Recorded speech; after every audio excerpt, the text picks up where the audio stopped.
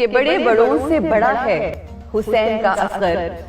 بڑے بڑوں سے بڑا ہے حسین کا اصغر، حسینیت کی بقا ہے حسین کا اصغر، اور غرور کرتی تھی جس حرملا پہ فوج یزید، غرور کرتی تھی جس حرملا پہ فوج یزید، اسی پہ رن میں ہنسا ہے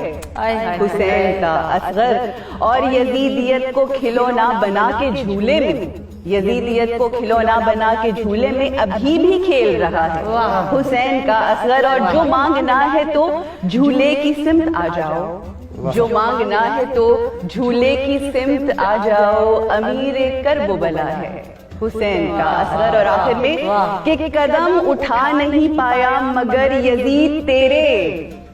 قدم اٹھا نہیں پایا مگر یزید تیرے، قدم اکھاڑ گیا ہے حسین کا اصغر۔ کیا بات! میں یہاں پر صرف دو جملے کہنا چاہوں گی کہ جب فرشتوں نے اللہ سبحانہ و تعالیٰ سے سوال کیا کہ یہ تو کیوں خلق کر رہا ہے اس کو، یہ فتنہ و فساد کرے گا، تو اس کا جواب آج سے 1400 سال پہلے جناب علی اصغر کی صورت میں، اس باب الحوائج کی صورت میں کربلا کے میدان میں ہم دیکھتے ہیں، جب اللہ نے جواب دیا کہ جو میں جانتا ہوں وہ تو نہیں جانتا،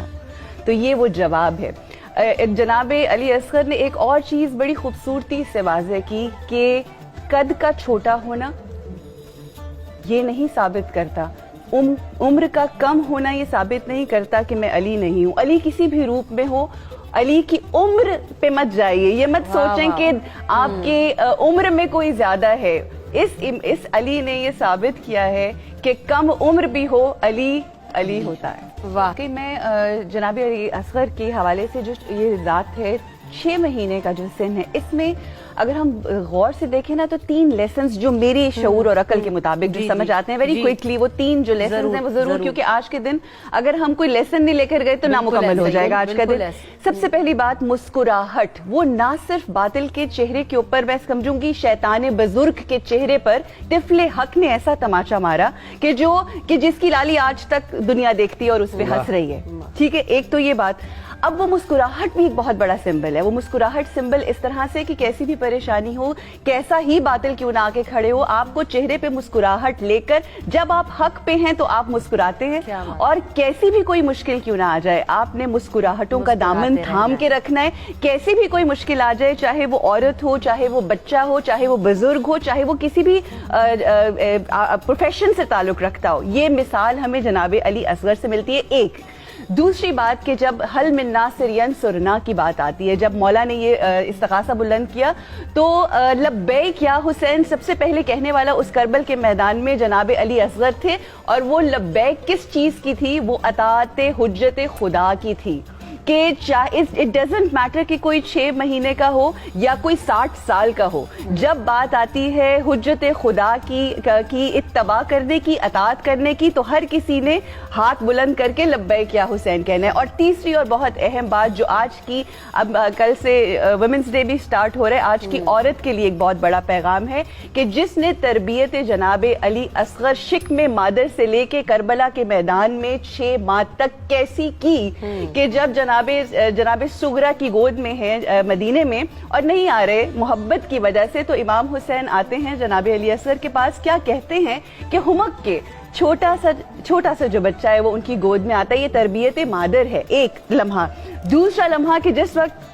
آپ وہی حل من ناصر ینصرنا کی آواز کے اوپر، یہ بھی تربیت مادر ہے۔ اور اس کے بعد جب تیسرا مرحلہ، جب شہادت سے پہلے جب مولا کے ہاتھ میں ہے، تو کس طرح سے انہوں نے بلند ہو کے، یہ بھی ماں کی تربیت ہے، وہ جو تیر ہے وہ اپنے گلے کے اوپر لیا ہے۔ میں یہاں پر صرف چند لمحات اور لوں گی کہ جناب بی بی سکینہ علیہ السلام نے جناب سید سجاد سے پوچھا تھا کہ مختلف درجے ہوتے ہیں آپ کی پیاس کے، تو جو تیسرا درجہ امام سید سجاد جناب علی اصغر کی پیاس کا بیان کرتے ہوئے فرماتے ہیں کہ ایک درجہ ایسا آتا ہے پیاس کا کہ جب انسان کا منہ جو ہے وہ